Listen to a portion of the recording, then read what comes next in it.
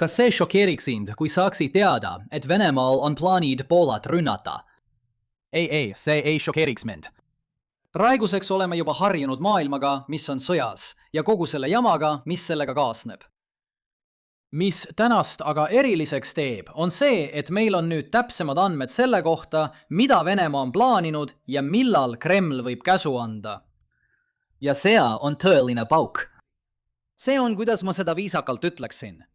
Julgelt kavandatud strateegia, mille eesmärk on destabiliseerida Ukrainat, ja siin mängib rolli üsna huvitav loogika. Seega, tänases videos tahan ma käsitleda 5 asja. Esiteks uurin ma luurearuande allikat, mis on sissejuhatuseks kogu järgnevale spekulatsioonile. Seejärel annan mahlakad üksikasjad selle kohta, mida aruanne täpselt selle ohu kohta ütleb, ning lisan ka kommentaari selle kohta, kas kogu asi võiks üldse toimida. Neljandaks uurin vandenõuteooriat, et tegelikult on see Ameerika Ühendriigid, kes satib Poola meelega läbi kukkuma. Ja lõpuks uurime, miks Venemaa võib praegu sellist asja üritada. Aga alustame raporti allikast. Ja jääge minuga, sest me mängime siin telefonimängu. Väidetavalt kogus algsed tõendid USA luure. Ma pean rõhutama, kuidas Ameerika Ühendriigid teadsid varem, et Venemaa oli kohe-kohe Ukrainat ründamas, hoolimata sellest, et igasugused skeptilised liitlased ei uskunud, et Putini ähvardus oli tõsine. Ühel hetkel tundus, et Ameerika Ühendriigid lugesid sisuliselt Kremli e-kirju ja pole põhjust arvata, et see oleks viimastel aastatel muutunud. Seejärel edastasid Ameerika Ühendriigid selle teabe Poola presidendile. Keegi tema siseringist, ilmselt keegi, kes oli vestlusega kursis, andis selle info edasi ühele tuntud Poola uudisteportaalile. See pälvis ingliskeelses maailmas suuremat tähelepanu, kui selle sõsarplatvorm The Telegraph avaldas sel teemal artikli. Tea seda hiljem meeles, kuid üldine idee Venemaa vandenõust Poola vastu ei ole midagi uut. Poola välisminister ning peaminister Donald Tusk on juba mõnda aega rääkinud sarnaseid asju. Erinevus seisneb selles, et meil on selle teema kohta rohkem üksikasju. Või vähemalt mõnel meist on selle teema kohta rohkem üksikasju. Siin näete, et lugu jõudis vasakpoolsetesse väljaannetesse, kuid ei levinud eriti kaugemale. Lisaks olid raporti esituses märkimisväärsed erinevused. Jällegi, midagi, mida hiljem meeles pidada. Parempoolsed allikad tõlgendasid ohtu tõsisema probleemina, samas kui vasakpoolsed väljaanded rõhutasid, et pole veel kinnitust, et Venemaa kavatseb seda tõesti ellu viia. Kuidas ma seda kõike tean? See on tänu tänasele taaskordsele sponsorile Ground Newsile. Ground Newsi abil saad oma pimealasi vähendada nende väga tabavalt nimetatud blind spot funktsiooniga, mis toob esile lood, mida kajastab ebaproportsionaalselt üks poliitilise spektri pool. Soovitan lülitada sisse nupu View International Blind Spots, et keskenduda paremini lugudele, mis mulle tõenäoliselt rohkem korda lähevad. Ja minnes aadressile ground.news/Linus-on-Maps või skaneerides ekraanil olevat QR-koodi, saad säästa suurepärased 40% Vantage-plaani hinnast, mis annab sulle ligipääsu kogu sellele teabele ja veel enamale. Seega, suur tänu veel kord Ground Newsile tänase video toetamise eest. Sellega. Saamegi jõuda selleni, mida Venemaa võib või ei pruugi ähvardada teha. See ei ole plaan täiemahuliseks rünnakuks, nagu paljud internetis arvasid. Vihje. Palun lugege artikleid ja ärge lihtsalt spekuleerige selle üle, millele pealkirjad võivad viidata. Tegelikult on Venemaa plaanis mingi ebatavapärane operatsioon.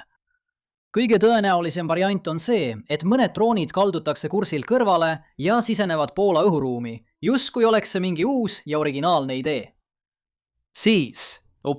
Tundub, et droonid kukkusid elektrijaama või mõnda teise kriitilisse taristusse.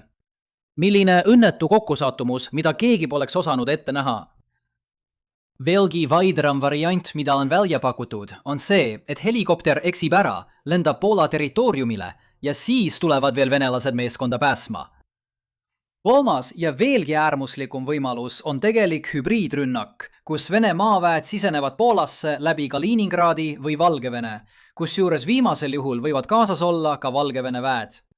Sest ilmselt kavatseb Lukašenka selle heaks kiita, hoolimata sellest, et ta vaatas Ukrainat ja ütles Putinile, et tema jätab selle vahele. ma arvan, et veel sellepärast, et NATO on pehmem sihtmärk. enne kui siit sügavamale läheme, pean sind hoiatama, et suur osa sellest, mis järgneb, näeb välja nagu strateegia otse päkapiku käsiraamatust. aga alustame siis. sõjaline kriis tekitab seejärel NATO sees poliitilise kriisi. Ameerika Ühendriigid avaldavad Poolale survet, et Poola sõjaliselt ei reageeriks.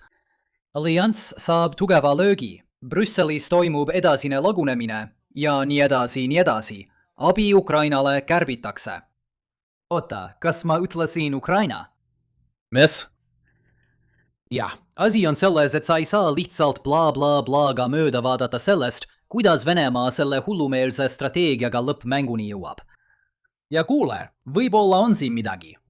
Poola ja Ukraina on diplomaatilises vaidluses Stepan Bandera pärast, kes oli Teise maailmasõja aegne Ukraina natsionalist ja tegi koostööd Natsi-Saksamaaga, et vabastada Ukraina Nõukogude Liidu alt.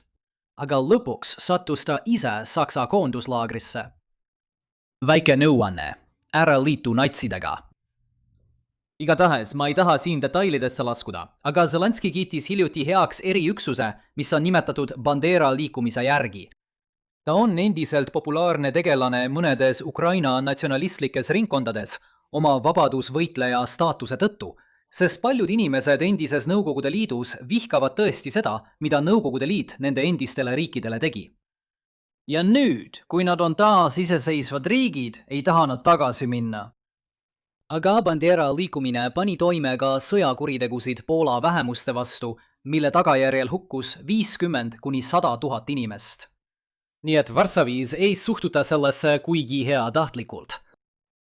nii et ma arvan, et ma mõistan, kuidas Venemaa sekkumine siia võiks õhutada Poola rahvuslasi soovima Ukrainast täielikult loobuda. siis põhjustab see omakorda segadust ülejäänud liidus ja Venemaa saab, mida tahab.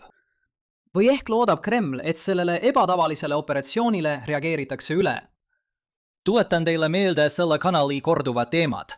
Putin sooviks väga Ukraina sõja jaoks rohkem vägesid mobiliseerida.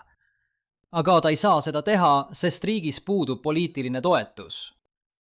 nii juhtubki, et kopteripiloot eksib ära ja need mõistmatud sõjardid Poolas tapavad 5 süütut Vene sõdurit.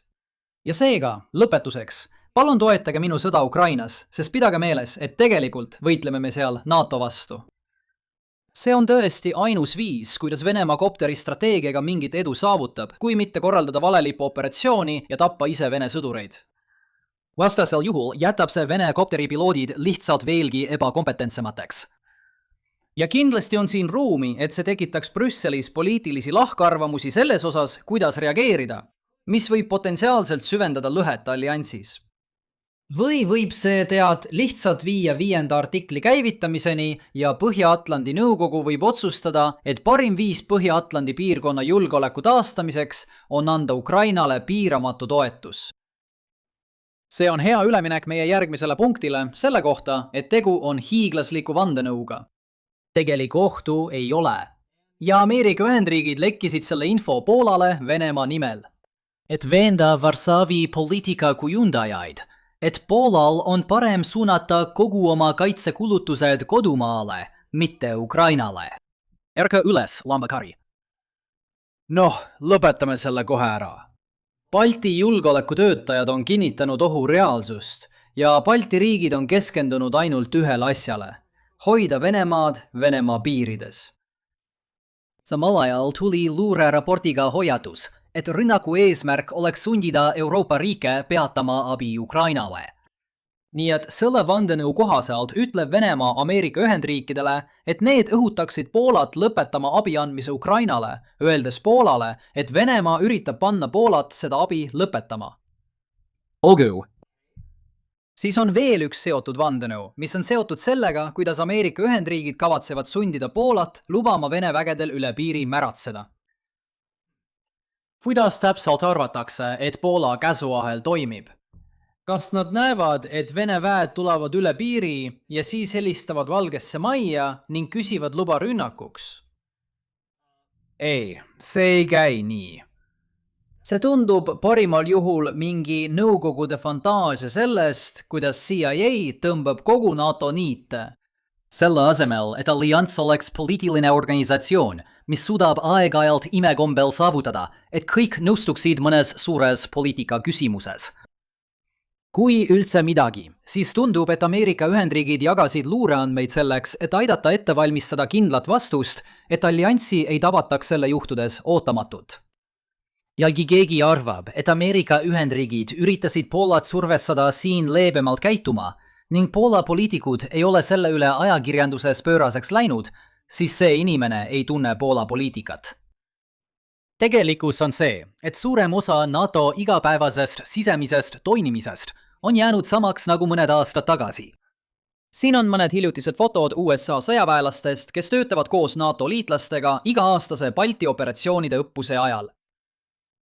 Oluline on eristada seda, kui Ameerika Ühendriigid soovivad Euroopas toetavat rolli võtta, sellest, kui Ameerika Ühendriigid loobuvad Euroopa julgeolekust. Viimase 2 aasta jooksul NATOs toimunud muudatused on puudutanud just viimast ning see on poliitika, mis jätkub ka pärast Trumpi ametiaega, ükskõik kes teda ka ei järgneks. Samuti tasub märkida, et USA luurekogukond on alati olnud Ukrainat rohkem toetav kui president ise. See oleks tõepoolest üsna suur vandenõu, kui täidesaatev võim annaks Poolale valeinfot ja ükski USA luureteenistuse liige ei ütleks nende valede kohta sõnagi. Lõpetuseks arutleme lühidalt selle väidetava Poolasse tungimise ajastuse üle. Ma arvan, et on ahvatlev vaadata praegust olukorda ja järeldada, et Venemaa võime NATOt sellisel viisil survestada hakkab kiiresti otsa saama. Venemaa taktikaline eelis seisneb droonide tootmises ja kasutamises. Kui Kreml otsustaks homme Ukraina maha jätta ja kogu oma droonide varu äkitselt NATO vastu suunata, ootaks liitlasriike ees pikk kannatuste periood. See olukord aga muutub, sest liitlasvägede transformatsiooni väejuhatuse LCIX programm on alustanud droonitõrjeoperatsioonide testimist. Siin on näha, et Venemaale avaneb siin teatud võimalus. Kas saadetakse need droonid sisse praegu või lepitakse tõsiasjaga, et hiljem on seda palju raskem teha? Tegelikult ei ole see eriti hea mõte. LCIX-il on pikk järk-järgulise kasutuselevõtu periood. Esimene tegevuste voor toimus aprillis. Siin ei ole ootamatut võimekuse hüpet, kus Venemaa seisaks silmitsi selle võimaluse kiire kadumisega. Pigem toimub üleminek pika aja jooksul, kus Venemaal tuleb lihtsalt aeglaselt leppida sellega, et NATO idatiib suudab end paremini kaitsta. Tegelikult tasub rõhutada, et LCIX toimib vastukaaluna tulevasele jõuvahekorra nihkele, mis kindlasti aset leiab.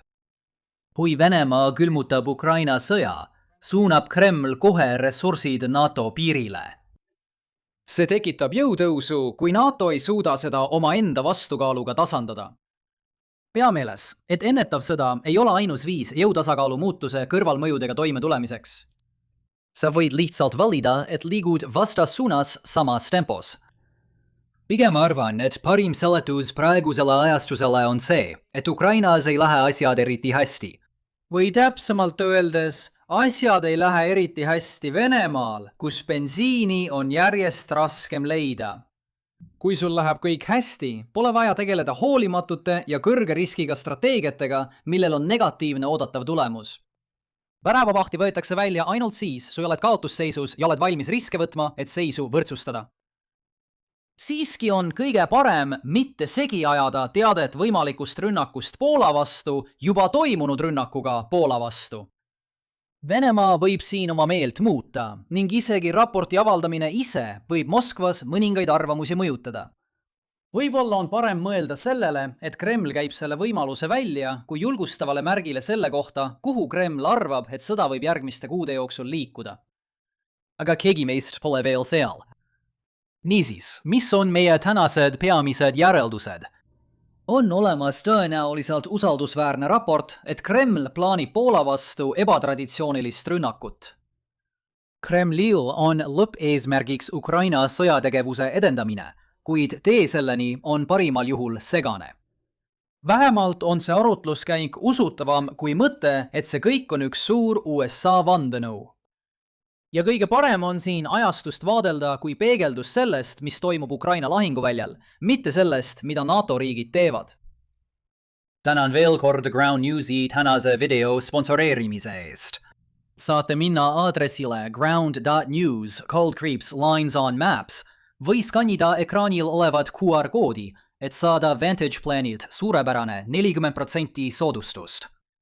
Kui te pole kursis, siis olen viimase nädala jooksul veetnud palju aega oma teise kanali sisu avaldamisega. Vaadake seal ka klassikalist geopoliitika abiliini. Kui teile tänane video meeldis, siis palun laikige, jagage ja tellige kanal. Min kohtume juba homme. Hoike end!